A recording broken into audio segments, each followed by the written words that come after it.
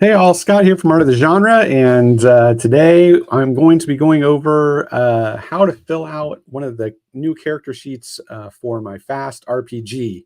And I know that's probably one of the most important things when you're dealing with any new role-playing game is understanding not only the mechanics of the system, but also for your players how to come in and um, fill out the character sheet, and that helps them, of course, understand exactly what's going on and gives them a better concept of the game mechanics itself. So, in doing so, this might help you get into the game. So, I'll get right into it. I've got kind of a wonky little slideshow here, but hopefully you'll be able to see it and ask me any questions you can because we're live, and I will answer them here on the stream. So let's get right into it if we can.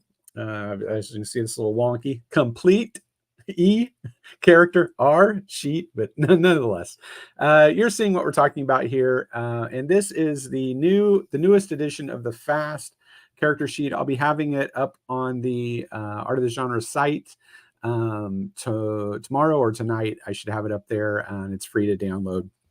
And then you can also find it in the Discord channel. It's going to be there as well. But we've done some changes on it since the first iteration of it, which was almost a year ago. But nevertheless, here we have it. As you can see, we've got your standard pieces up top. Player, campaign, character, race. In this case, this is an elf for Fast, which is not a wood elf, but a magical elf, which is going to give you down in your special bonuses and notes, you can see a +2 CCV bonus. So that'll come in later. This is one of my characters. His name is Siren Moonshadow. I've been playing him since 7/26/21, so he's a couple years old, off and on through the Temple of Elemental Evil campaign. And I created him as an archetype of combat and character class kit ranger. He's 8th level. He has 11,940 experience points. And then you can see the various iterations of the sheet, primary and secondary skills. Also got a hobby skill, his weapons, his fated traits. And we can go back through that as well in a moment. But I'm going to take you through the very basics of the character sheet here so you can see what we're talking about. Archetype and kit, which you can see up here. This is going to be displayed side by side. They are the red arrows pointing to them, and up at right is combat. Combat is his archetype, which is going to give certain bonuses, and those would be plus 0.5 to any of your combat oriented skills. Those are skills that say combat, not like military or something. It's not considered a combat. It has to be actual combat skills. So combat ranged, combat thrown, combat melee, hand to hand. All of them say combat before it. So that's what gives you there. It also gives you, it wipes out 0.5 modifier on your armor's attack penalty, which you can see if you look down here in the bottom left. His armor has an attack penalty of -0.5 because he's just wearing light armor. That's leather. So his class actually wipes that out. So he gets no negatives for wearing that armor. And then he has a class kit, which is something new that came out with the compendium. And that is, I mirrored a lot of the kits off of classes that were known in various games. Specifically, if you're talking about fantasy, that would be Dungeons and Dragons. So this is a ranger kit, which gave him a couple of extra skills when he started out the character, and I've kind of combined those into primary and secondary skills where I needed them, which is why you can see he's got two primary combats, combat ranged, combat melee, and then casting, because I was looking to have him be a ranger with the ability to cast spells, although he currently only has one spell, which is listed in the superpowers and spells part of the sheet right there on the front. That's middle right. And that's the nature quad, and it's solo healing is the only spell I know. And then his secondary skills are survival, awareness, and stealth. And for the purposes of what we're doing here, I'm going to be just showing two of the skills kind of mirrored. That would be combat ranged and also stealth. And you can see how those translate. But nevertheless, that's your archetype and your kit, and those will determine a couple obviously factors in the way the character is built. Initially, he's 8th level, so you're going to see how the experience plays out there for him. Then you go to attributes. You can see your attributes are there marked with the red arrows. They are physical, mental, and resilience. You can see he's got a 10 physical, a 5 mental, and a 9 resilience. And you can say, but Scott, that's really high. It is high, but only because he has maxed out certain skills, and those will allow you to get experience remainder points, and then take those characteristics, those attributes up. So he didn't start out with attributes that high, but now at 8th level, he is that high. For those particular skills, or for those particular attributes, you're talking about a 10 physical, that's a bonus of 1.5. Which you can see over mirrored to the left. And then it's, so each one of them has a bonus. And those are listed, of course, in the fast book. Mental of 5 has no bonus whatsoever, but a resilience has a bonus of +1. So those are your attributes. They've also got something called an experience remainder. And I will go over those experience remainders in a bit. But they're basically experience points in the system, how they're utilized to take up your attributes and your skills. This new slide, however, though, is wound threshold and defensive threshold. And you can see them marked with the red arrows there. You can also see down at the bottom of the sheet, there is they are modified by armor. They can also be modified by fated traits as well, but he has no fated traits that will modify his wound threshold or his defensive threshold. To calculate a wound threshold, you take your all of your attributes, add them up, and divide them by 3, which actually gives him an 8 in his wound threshold. And you're saying, but Scott, he's got a 9. If you can see that on the sheet, he does. But that's because it's also modified by your armor. His armor gets light armor leather, gives you a +1 to your defensive threshold and +1 to your wound threshold. So that's why the 8 moves to 9, which means it takes 10 points of damage to actually give Siren a wound, which means a light weapon, unmodified, would have to roll a 10 to actually wound him. So that is something to take in mind. So that's a fairly tough score, having a 9 in your wound threshold, and that can go as high as you like. I've seen characters getting, I think, close to 13, 14 on that. So which means even a medium weapon has only about a 25% chance of wounding them, assuming it's not modified in some way, like being pushed or having bonuses to the damage. And then your defensive threshold, which as you can see is below the wound threshold. The defensive threshold is basically how tough it is to hit you, not how tough it is to wound you. So defensive threshold is your armor and so forth and so on. But everyone in the game starts with a base of 1. So Siren would have started with a 1. Then it is modified by your physical bonus. So his physical bonus is plus 1.5. So that would have taken him to a 2.5. And he also gets +1 or plus 0.5 to his defensive threshold for being combat. So that takes it to an even 3. And then his light armor below gives him +1 to his defensive threshold.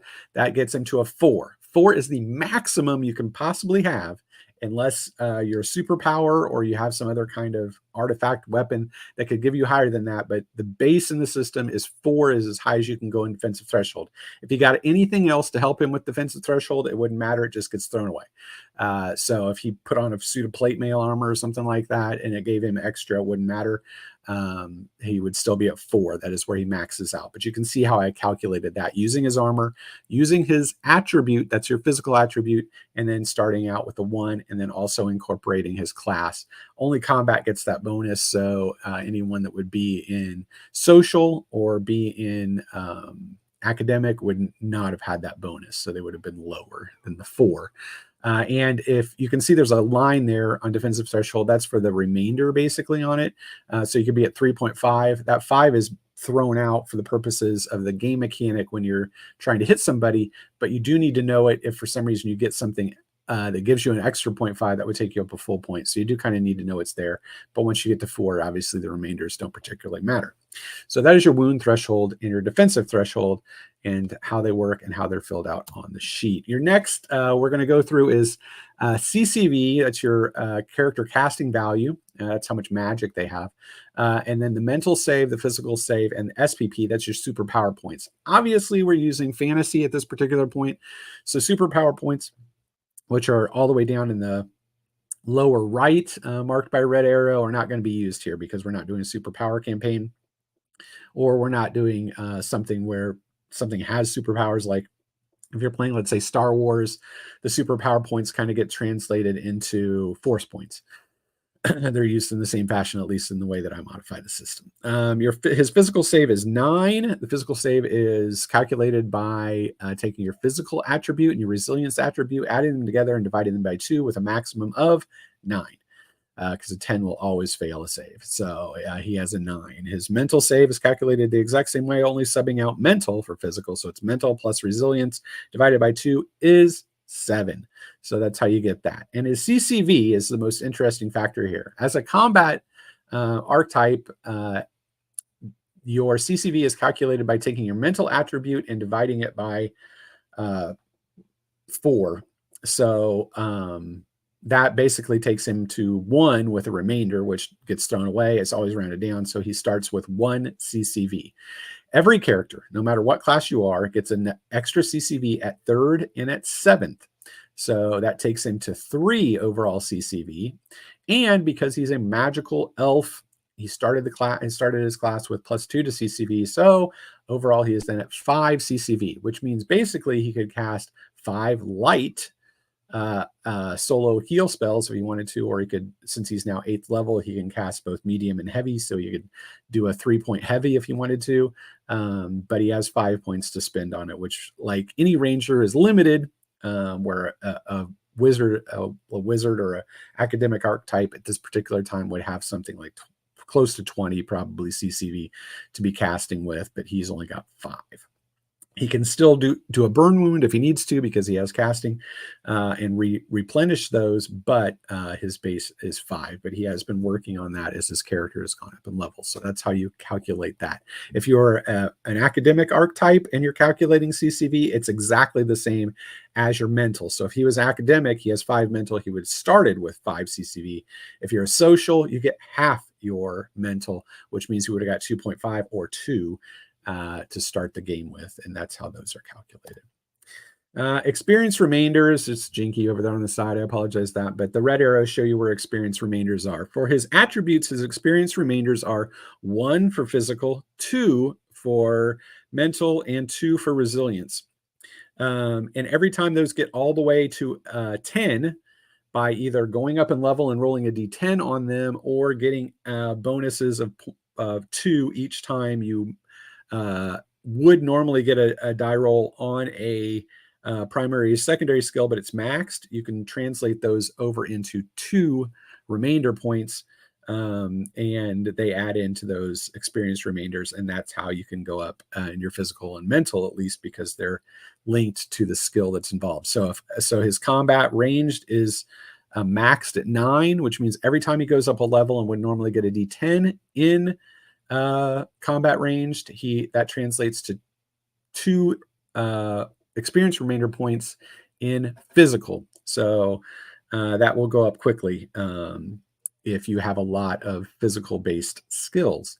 And it'll do the same for mental based skills. His casting is currently 9, so therefore if he gets a die in casting as well, his mental would go up by 2 remainder points. And again, when they get to 10, that translates to a full point, and then drops back down to nothing, and then you start adding the remainders up again, but that 1 point would go over to mental. So if he ever got to 10 in his experience remainders for mental, it would go to 0 or /, and then his mental would go up to 6 from 5. So, and then you can see also on the primary and secondary skills, there's also an ER at the final. I don't have it marked with red arrows, but it is on the final part of the column. That's the experience remainders for the skills. And you can see there on his survival, he has an experience remainder of 7. That's the only skill he hasn't currently maxed out at 8th level.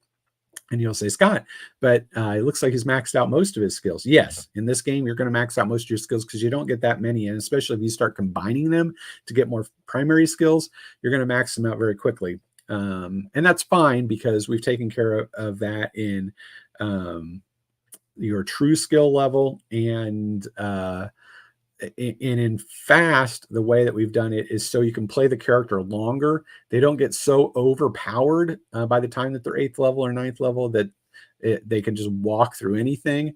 And that's why we've designed it in this particular fashion. So they max for primaries at 9, they max for secondaries at 7, including hobby gets maxed at 7 as well. And you can see it listed there below. So that's your experience remainders and how they work. And then we're going to go to the primary skills and how these are now set up and what RS means on the primary skill. So that's, or the secondary skill. That's a raw skill. That is where the skill started, and that's what you roll for your experience remainders on and try to take it up. So a primary skill starts at 6, and each time you go up a level that gives you a D10 roll, you'll minimally get 5, even if you're less than 5, or you can get 6, 7, 8, 9, 10. And then those experience remainders will add up and take that 6 up again and again. You're also your archetype will add into that. Sometimes archetypes get bonus on certain skills, and that will go in. So basically he would have started with a 6.5 or 6 with a 5 remainder in that skill because for combat ranged, because his combat archetype gives him the plus 0.5 bonus. So that would have given him basically an experience remainder to start out with when he started the character. But he is at 9, and you can see stealth there is at 7. That's where it maxes out as well. So that's what RS is on that new sheet. It's the raw skill.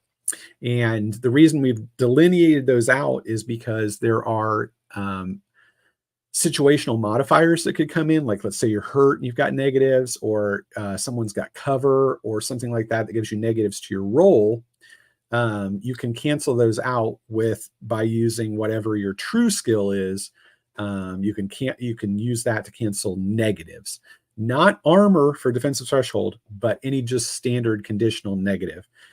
So that makes a huge difference in game terms, and does show that a character that is of higher level, that even is above 9, is a little better than somebody that's just straight 9. For their primary or 7 for their secondary skills. So that's what RS is in that category, raw skill. The next one is your fated trait bonus. That's the next one. That is FB, fated bonus. And as you can see on his fated traits, he has weapons master ranged. That gives you a +1 to your skill and +1 to damage to the weapon as well. But +1 to the skill gets added in. So he goes 9, +1 is 10.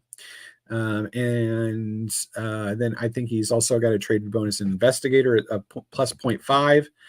Is an awareness, which isn't going to do him any good because that would get thrown away. But if for some reason he finds something that helps him out with another 0.5, then he could turn that into a full point at some point. So it is good to have it in the character descriptions there as well.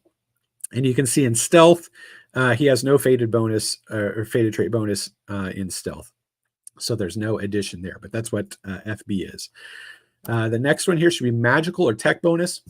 This is if you have a magic item that affects specifically what your skill is, or a tech item if you're using some kind of science fiction campaign that gives you a tech bonus in something, a really fine weapon or something like that. Nevertheless, he has an elven longbow +1. So that +1 is a +1 to his magic bonus. You can see that on the sheet under MTB. And his stealth is modified at +2 because he has a cloak of elven kind. So that actually gives him a +2 to his stealth row under his MTBs. And that's what those are. Your next one is your attribute bonus. This shows you how your attribute modifies your skill. Both of his combat skills are modified by his high physical, which is 1.5. I actually just listed on the sheet as +1 because the 5 wouldn't necessarily matter.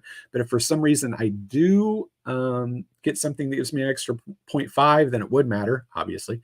But nevertheless, I didn't put it in at this particular moment, but you could list it as +1.5 as well. And he has no bonus to his mental, so those wouldn't add any bonuses in there, but it does give him +1 to stealth, +1 to combat melee, and +1 to combat ranged. That leads us to the true skill. So his true skill for combat ranged is 12. Again, the maximum he can have to subtract before the defensive threshold is subtracted is 9. However, if there is some kind of conditional modifier, be it from his wounds that he's currently carrying, being it from uneven ground, being it from weather, being it from cover, anything like that can be modified by that true skill. So basically, it's saying he has 3 points of modification that he can use to 3 bonus plus points to take away 3 negative points. So if he was currently carrying 2 or 4 wounds, let's say he was wounded with 4 wounds, that's -2 to his overall roll. He could wipe those out completely and still stay at that base 9 before going against the enemy's defensive threshold. So this is huge. That goes all the way down. It's in gray because it's so important. And you can see it goes all the way down into his weapons. You can see in his weapons there, he's carrying our Bitter Moon, his longsword, and then his Elven Longbow. And you can see Bitter Moon is a true skill because it's off of melee of 11, and his Elven Longbow is a true skill of 12. So those are very important to know that he's got 3 points to wipe out any negatives before getting the defensive threshold applied. Again, these do not go against the defensive threshold. It always goes against that 9. But any other outside modifiers are modified by your true skill. So that is good to know. So, and I think that's going to take us through all of the aspects of the character sheet that I have marked here in the red. But we'll go back to the main sheet, and I can go over anything else. This is a complete character sheet. Also, you can see if we go from the top right, I've added an initiative. So that's his initiative bonus because he has the fated trait quick. That gives him +2. And then he's also got initiative is modified by your physical. That's 1.5. So really he's at +3.5, but the 0.5 doesn't matter. It gets dropped. So he's at +3 for his initiative. His wounds are 5 because he's an 8th level combat. And combat, everyone starts with 3, but combat gets an extra wound at 3rd, and also when everyone else I think gets an extra wound at 6th.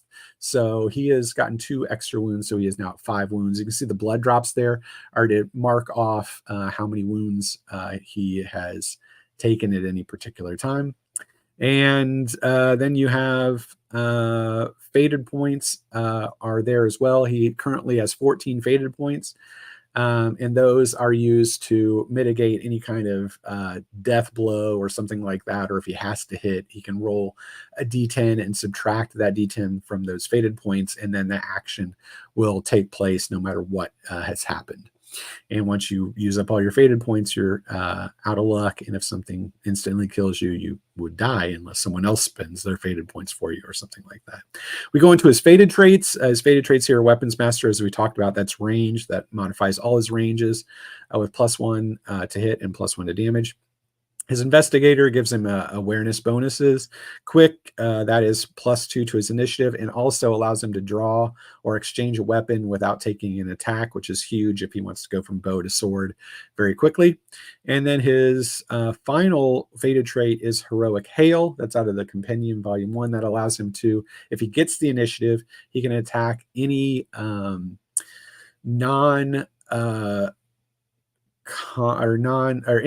any enemy that is not currently in melee combat. He can attack within a certain radius with 1 attack each. So it's basically allowing him to throw out a bunch of arrows at different things up to his ammunition rate.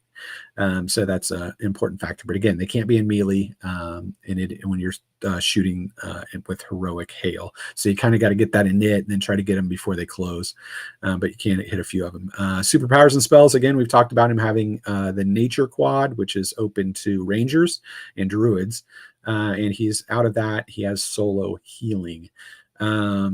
Also, his special bonuses and notes I've listed there as well. That's +0.5 for all combat skills. That's from his archetype. +0.5 to his defensive threshold. Again, that's from his archetype. -0.5 from armor penalties. Again, that's from his archetype. And +2 CCV. That's for being a magical elf.